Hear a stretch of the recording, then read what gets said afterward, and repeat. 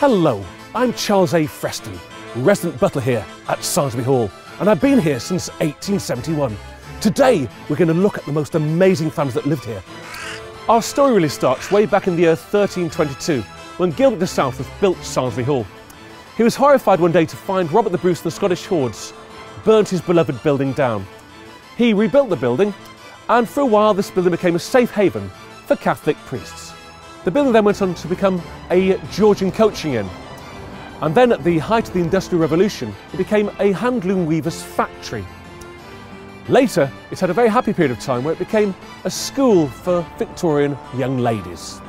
It's an amazing story of love, war and romance. Let's now make our way inside this outstanding Grade 1 listed building and hear the whole story of the families that lived here.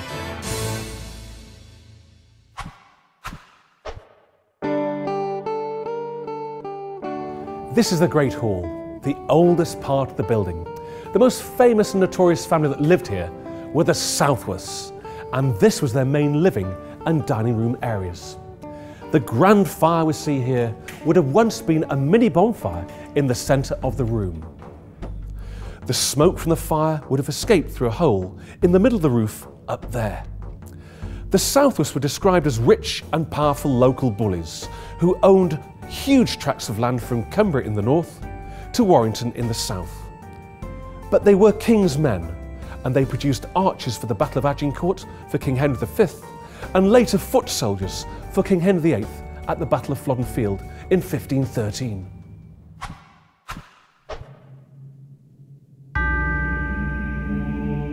The Southworths were devout Catholics, and when King Henry defied the Pope, divorced Queen Catherine and then beheaded Anne Boleyn, the writing was on the wall for Catholics who refused to follow the Anglican religion.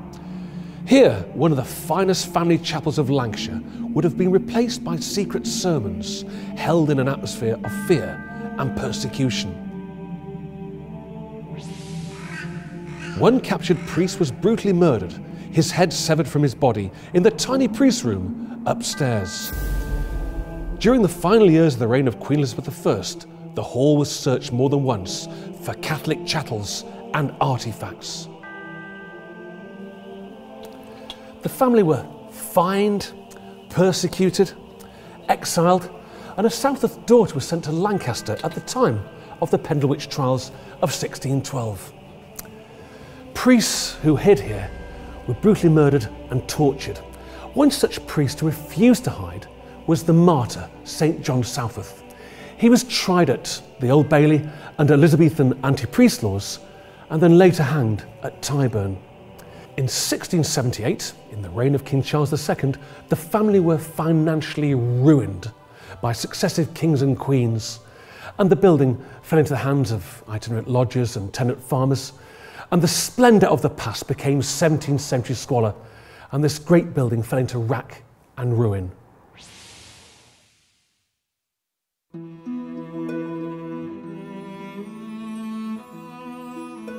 The glory days of the hall were over, but the building became more lively than ever as fly-by-night tenants turned the hall into a multitude of new purposes, one of them being a Georgian coaching inn. Here in the parlour, Henry Baines of the Bradle Arms would have entertained his many guests with a warm meal, a hearty fire, and outside you'd hear the sound of whinnying horses and carriages clattering down the new road built hard by the hall. The reign of Victoria and the Industrial Revolution brought even more rapid change. In the 1870s, the hall became a Victorian boarding school run by Mrs. Mary Harrison from Leeds in West Yorkshire.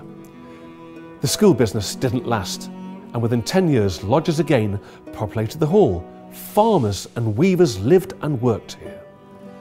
Lancashire, the birthplace of the Industrial Revolution, was transformed as factories were built. Workers moved from the countryside into towns like Blackburn and Preston, already bursting at the seams. Manufacturing of cotton, coal and iron created a new breed of wealthy entrepreneur and philanthropists who built more than factories, town halls, theatres and museums, as well as terraced housing.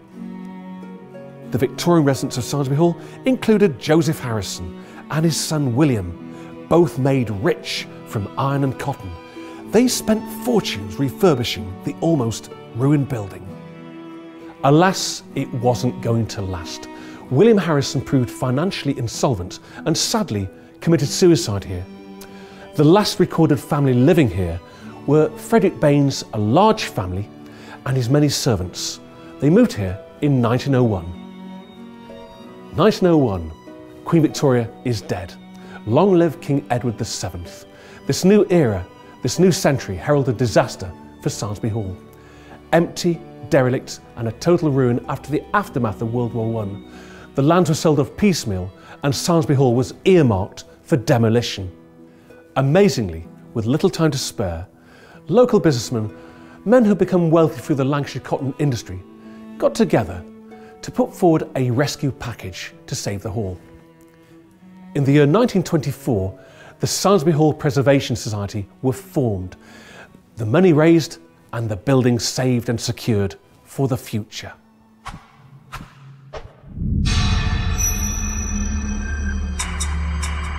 This is the priest's room, once the scene of a dastardly murder of a priest.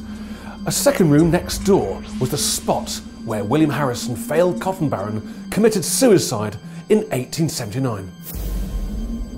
Through this window, the most famous act of brutality took place in Stuart times.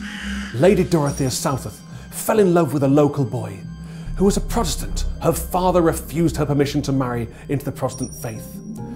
On a cold winter's night, her lover was murdered right in front of her. She died of a broken heart. Her ghost has often been seen crossing the road, entering the grounds of Samlesbury and making her way through to the main hall. Today the hall is classed as one of the most haunted houses in Great Britain. TV programmes like Most Haunted and professional ghost hunters have flocked here from all over the world to learn about the mythical supernatural stories and events that have taken place here at Samlesbury Hall.